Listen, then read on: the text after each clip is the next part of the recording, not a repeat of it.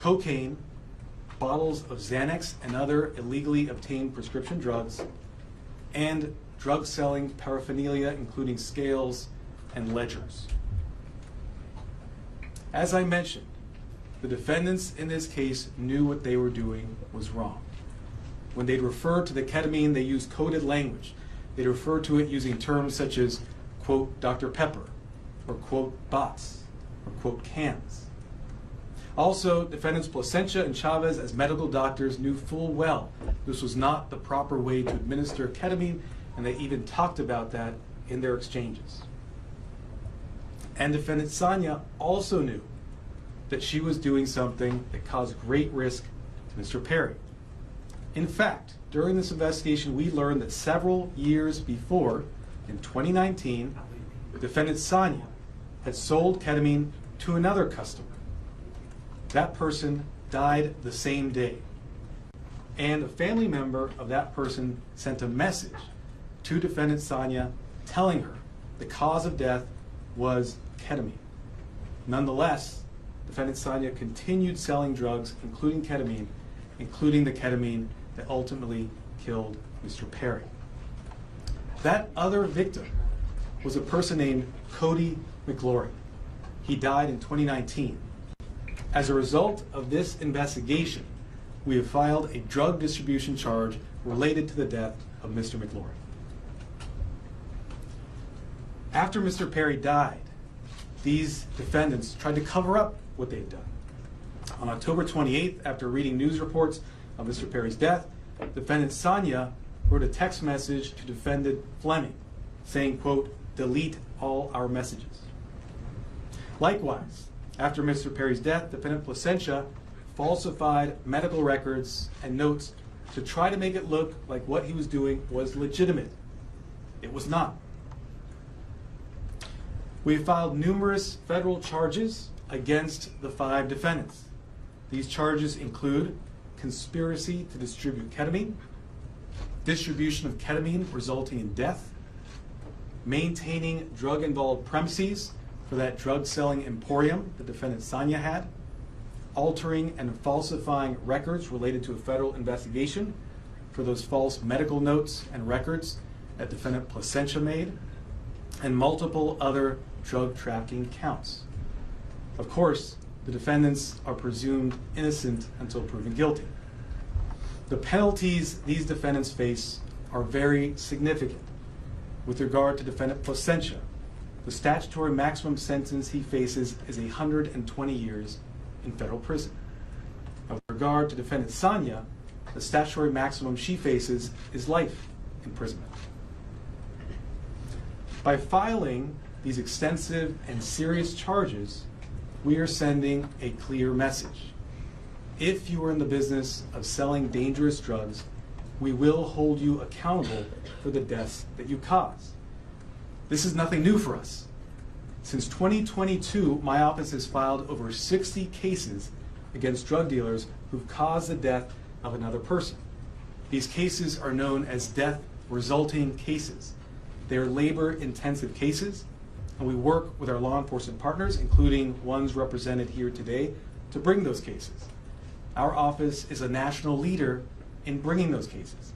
They're very important because every victim's life counts. If you are in the drug selling business and you're selling dangerous drugs, you are playing roulette with other people's lives, just like the 5 defendants here did to Mr. Perry. Defendants nowadays are on full notice that the products they sell could result in the death of another person. Therefore, if you're in the drug business, and despite these risks you continue in the drug business, you are pushed by greed to gamble with other people's lives, be advised, we will hold you accountable. I want to thank our partners in this case, the Los Angeles Police Department, the Drug Enforcement Administration, and the U.S. Postal Inspection Service. These investigators did a phenomenal job digging into the case, looking at every angle to develop a case, a strong case, against not only those who killed Mr. Perry, but also Mr. McGlory. I want to note that these cases are important and will continue to collaborate with our law enforcement partners to bring them, to ensure that justice is brought to every victim. And finally, let me thank the prosecutors responsible for the investigation and the prosecution of this case. Those are Assistant United States Attorneys Ian Yanello and Xiaohan Tsai. And now I'd like to introduce Chief of Los Angeles Police Department, Dominic Choi.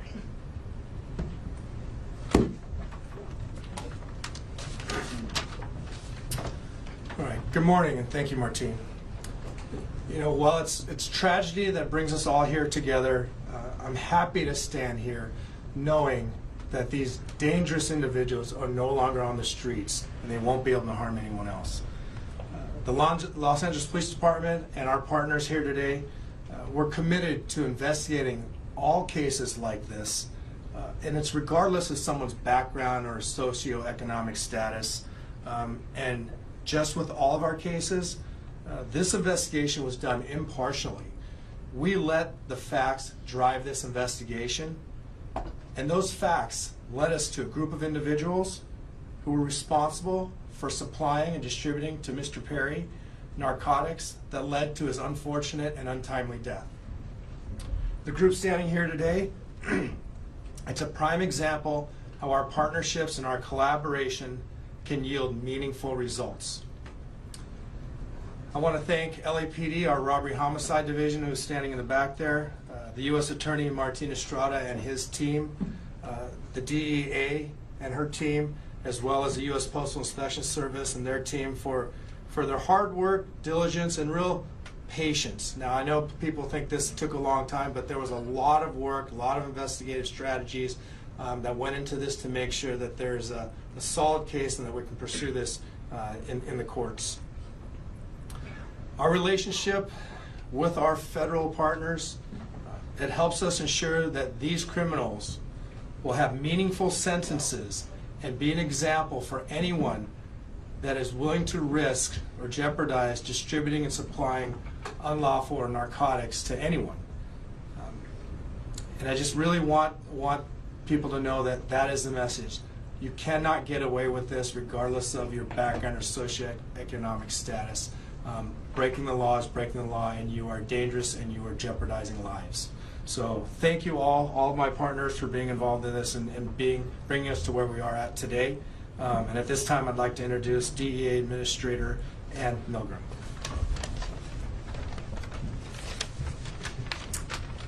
Good morning.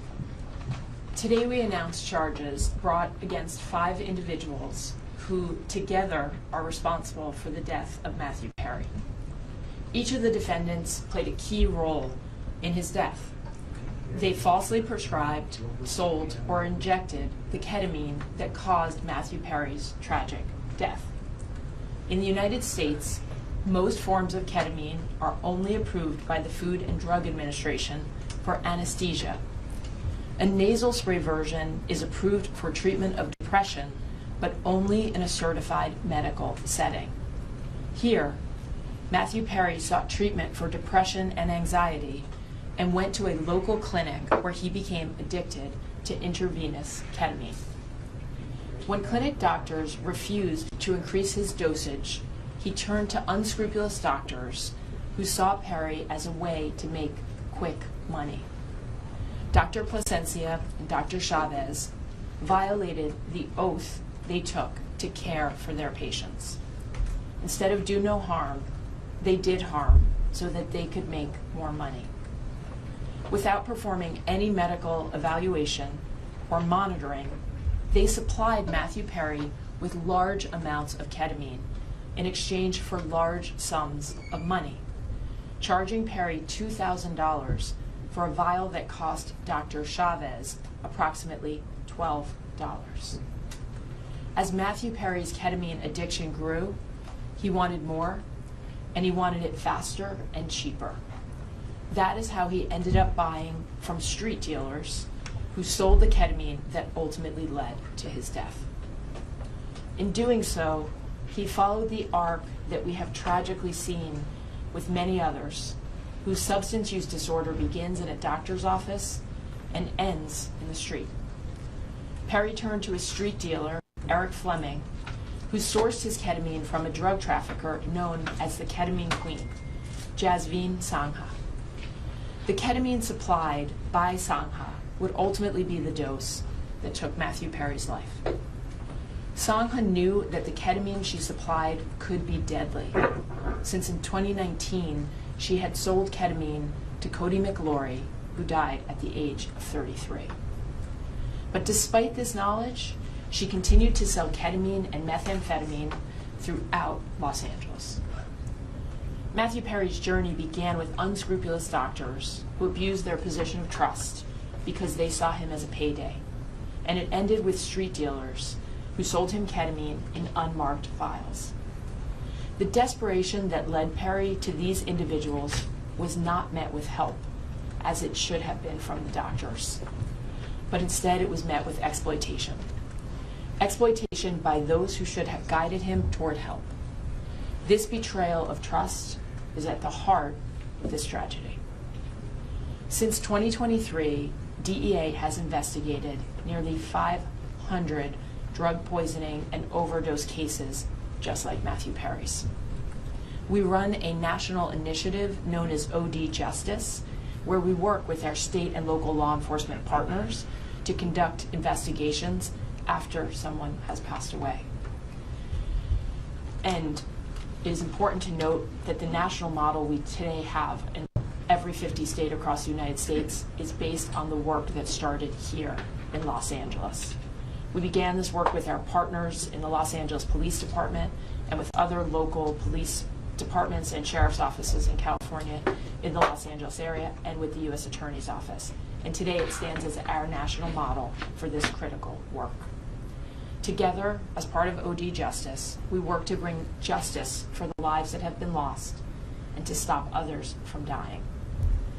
Regardless of the size or scope of a drug distribution network, the DEA will work nonstop to uncover and disrupt this illegal activity, and in this case, the deadly activity. I want to close by noting that Matthew Perry's death is not just a tragic overdose.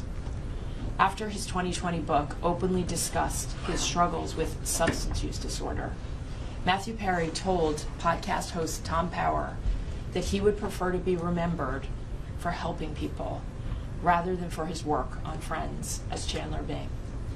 And so perhaps what has happened and the tragic details that we are discussing today can help others and save lives.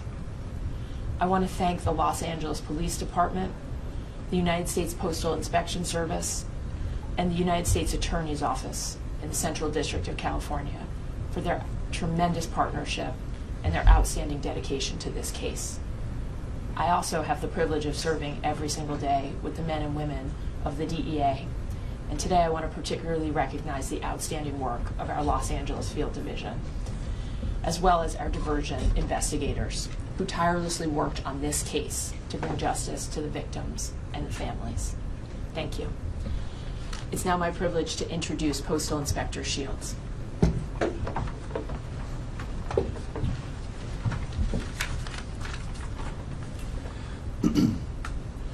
Good morning, and again, welcome. I'd like to thank U.S. Attorney Martin Estrada for his tireless dedication to protecting the residents of the Central District of California and his partnership with the Postal Inspection Service. As the nation's oldest law enforcement agency, the Postal Inspection Service has had a long, proud, and successful history of combating criminals who misuse our nation's postal system and cause harm to our employees and customers. This is our mission. In this case, our agency, in partnership with the Los Angeles Police Department, the Los Angeles Drug Enforcement Administration, and the U.S. Attorney's Office, worked to seize, search, and analyze evidence that has culminated in arrests and a dismantling of the group that is responsible for providing the ketamine and the reported contributed to the death of Matthew Perry. In this case, these individuals knowingly and willfully distributed ketamine to Mr. Perry as he struggled to overcome addiction, which ultimately led to Mr. Perry's tragic demise. Unfortunately, every day in this country, families are grieving for their loved ones lost to drug overdoses. We want these families and the American public to know that the Postal Service will not be an unwitting accomplice to anyone using the U.S. mail to distribute illegal drugs or drug paraphernalia. The inspection service continues to work tirelessly to rid the mail of illicit drugs, fight drug trafficking and the associated violence, preserve the integrity of the mail, and most importantly, provide a safe environment to postal employees, customers, and the American public. The Postal Inspection Service is turning the tide against drug dealers. Detecting and stopping their shipments is only the beginning. Tracing illegal drugs back to the source and shutting them down is the ultimate mission. Once again, a tremendous thank you to our partners in federal and state and local law enforcement, as well as the U.S. Attorney's Office, for their continued collaboration and hard work in support of this mission. Thank you.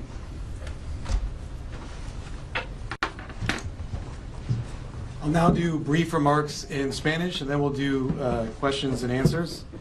Where are the Spanish language reporters? Hold up your hands. Okay, great. Hoy anunciamos cargos criminales federales en conexión con la muerte del actor Matthew Perry. Nuestra investigación ha revelado una gran red criminal responsable por el tráfico de ketamina en grandes cantidades. Esta red incluía a un asistente personal para el señor Perry, 2 médicos y una narcotraficante conocida como la reina de la ketamina. Hemos archivado cargos federales contra 5 acusados. Estos acusados vendieron ketamina al actor Matthew Perry y vendieron ketamina en grandes cantidades, 70 viales de ketamina. Estos acusados sabían que lo que hacían era muy peligroso. Hablaban en palabras codificadas. Estos acusados sabían que lo que estaban haciendo causaba un riesgo al señor Perry. Por supuesto, 2 de ellos eran doctores, médicos. Pero, sin embargo, estos acusados siguieron vendiendo ketamina al señor Perry. A estos acusados les importaba más el efectivo que la vida humana. Desde 2022, mi oficina ha archivado más que 60 casos contra narcotraficantes responsables por la muerte de otra persona. Estos casos son muy importantes porque la vida de cada víctima es importante. Con todos esos casos, como en este caso, mandamos un mensaje muy claro. No vamos a tolerar a los narcotraficantes que apuestan con las vidas de otras personas. We'll now do question and answer. Any questions? Yes. My first question is, the person that found Matthew Perry in the hot tub, is that also one of the people who's being charged in this case? Is that the assistant? I didn't hear that. Can you repeat the question? Yes, the person, the assistant that's being charged in this case, is that also the person that found Matthew Perry in the hot tub? So the personal assistant we charged is defendant Kenneth Iwamasa. He was the one live-in assistant for Mr. Perry. Is he the one that found him in the hot tub? Yes. The doctor, the patient actually died in 2019. Did law enforcement look into that death when they found out the patient died? I can't comment on that. What I can say is that through this investigation, we were able to connect defendant Sonia to that death in 2019 and file a charge related to that to vindicate the victim, Cody McClure. Are there any details about this circle? Yes. Can you talk a little bit about, and maybe this is for DA Administrator Milgram, but can you talk a little bit about the line between legitimate ketamine therapy treatment and was, Matthew Perry ever receiving legitimate ketamine therapy treatment? And then when did that cross over? Were the defendants involved in that clinic where he was receiving legitimate treatment, if that's the case? So let me say this. Yes. In this case, we are not talking about legitimate ketamine treatment. We're talking about 2 doctors who abused the trust they had, abused their licenses to put another person's life at risk. 5 defendants who, as I mentioned, knew what they were doing was wrong.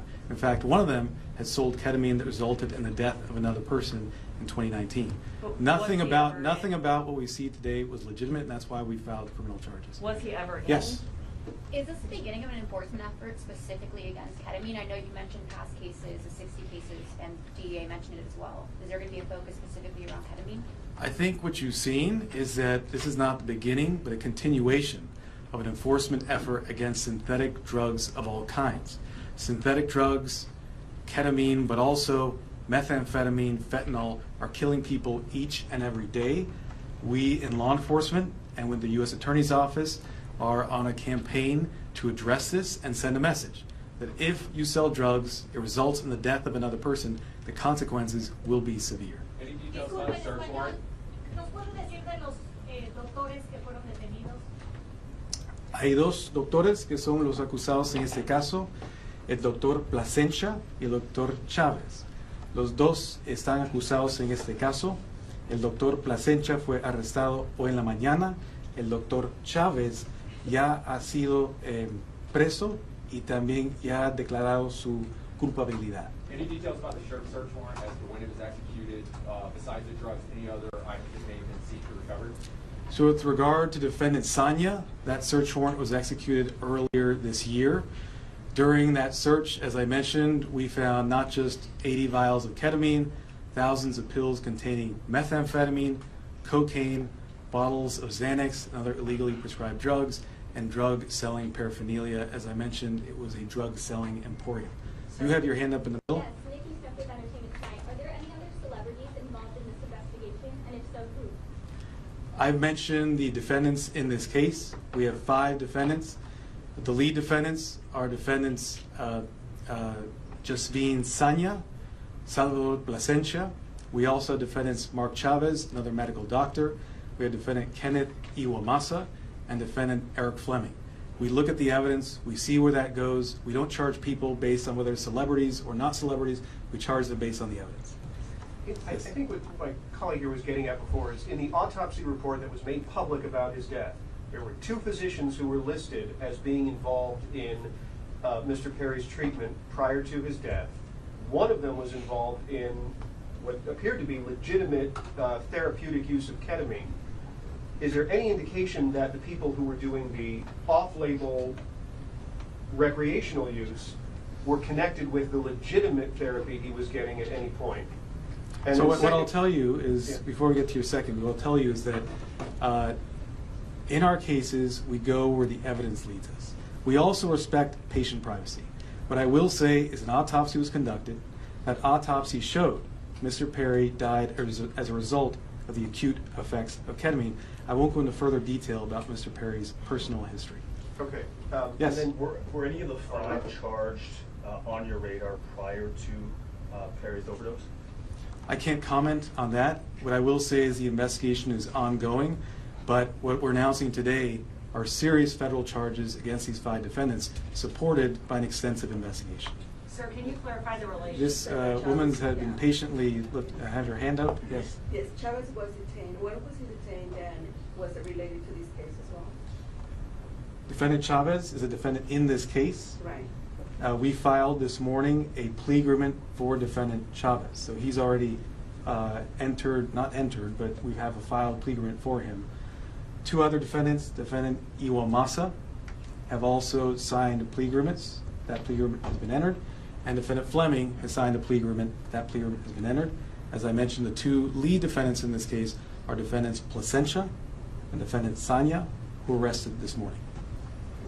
Yes, sir. No, there's the patient man behind you. Yes, Fiscal, ¿nos puede identificar a los 5 detenidos y nos puede relacionar cómo comenzó la investigación con la reina de la ketamina en el 2019? Sí, hay 5 acusados y ya nombré los acusados. Hoy en la mañana 2 fueron arrestados. Fue la acusada Sanya y el acusado Plasencia, que fue un doctor médico.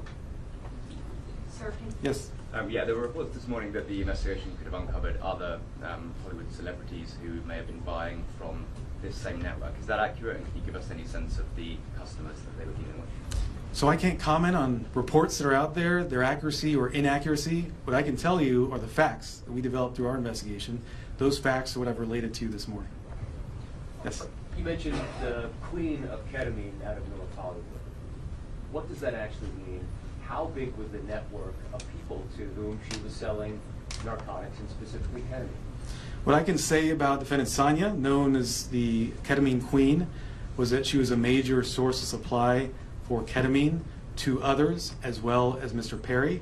I think the fact that we searched her house and found a drug selling emporium, including 80 vials of ketamine, would strongly suggest she was selling to many other individuals. Can you give a number, dozens, tens? I cannot, unfortunately, number, no.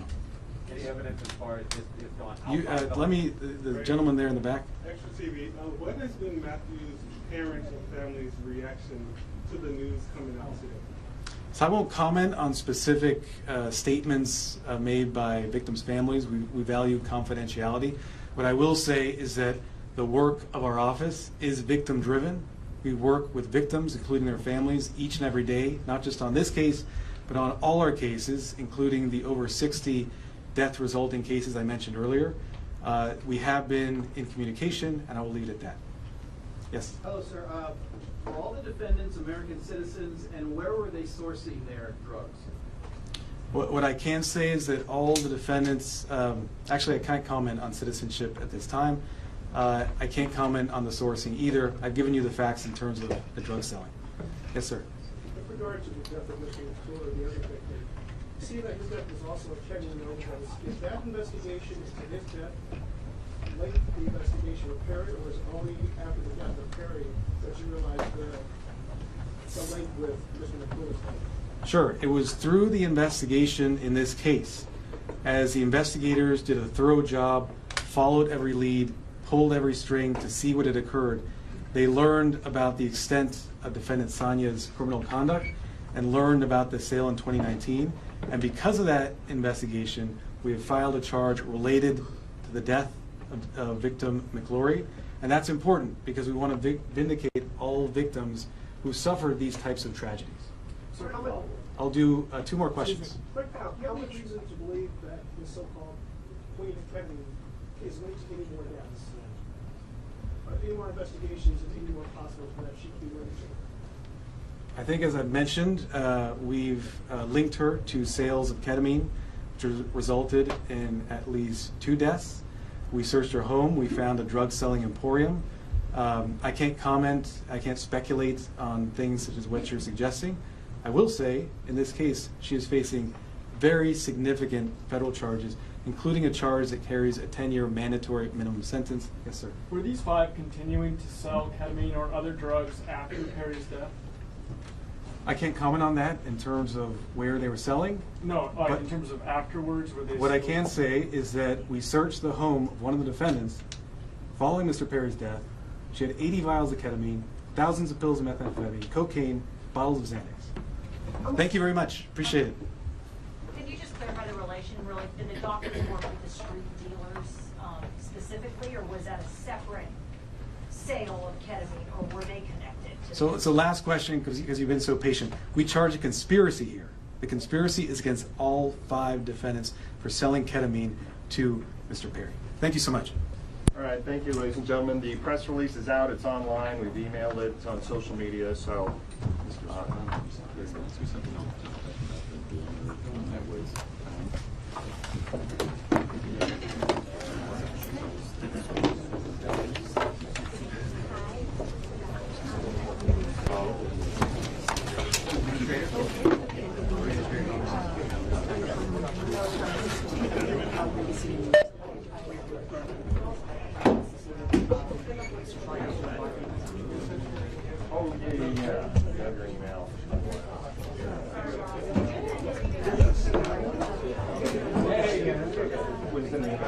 I'm sure you guys have covered everything. well, yeah,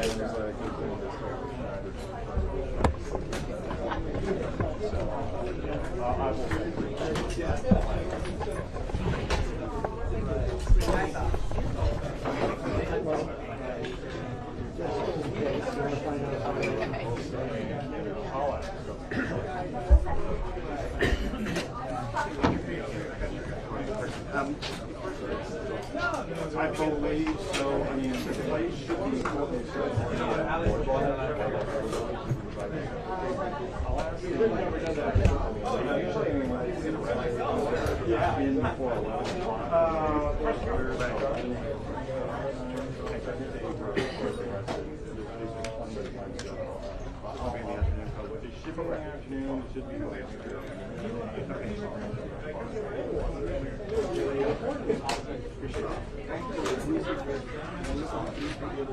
You have a line?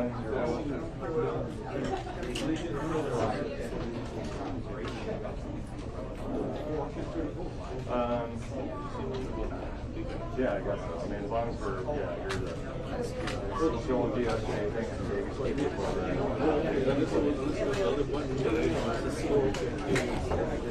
They should be arranged to make it kind of like something different from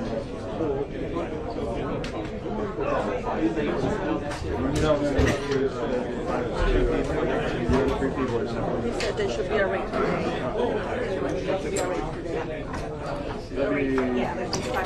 Yes, so he says we can stay here as long as they can babysit us, basically. Because they're gonna be doing some stuff here. We could be here until they can, they'll let us know. But he says they're gonna be here working on other things too.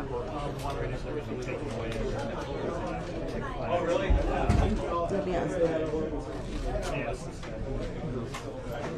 He's the one in charge.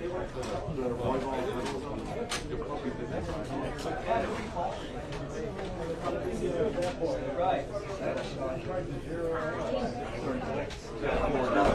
So you're gonna take a picture of them? Yeah. No, I usually leave them up here because sometimes the group they come back here. So everything's going to stay the same. Well, we could do the first one here if you want. Yeah, because by the time everyone exits, yeah. See, your lights are different color than the lights in the room. So either change the light in the room or change some filters. Oh, yeah. I just wanted to make sure flags and everything were okay. If you just put a filter, it'll fix it. But it makes it hard because the windows are one color. Yeah.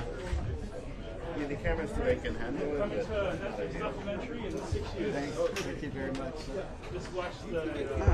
Let me. Oh, you did? Yeah. They're coming in with a lot of these real life stories. I'm assuming some of these guys, I'm sure, are just working for a production. You got shoot it and that's me. But you never know, they need it later, right?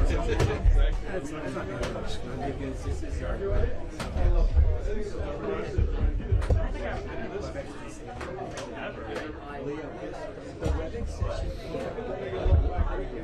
good? Perfect.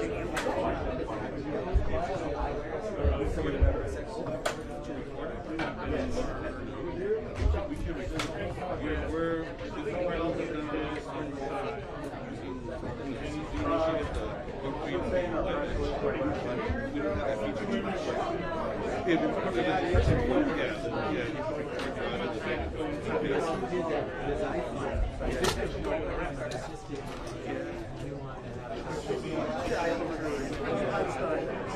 somewhat, I mean, we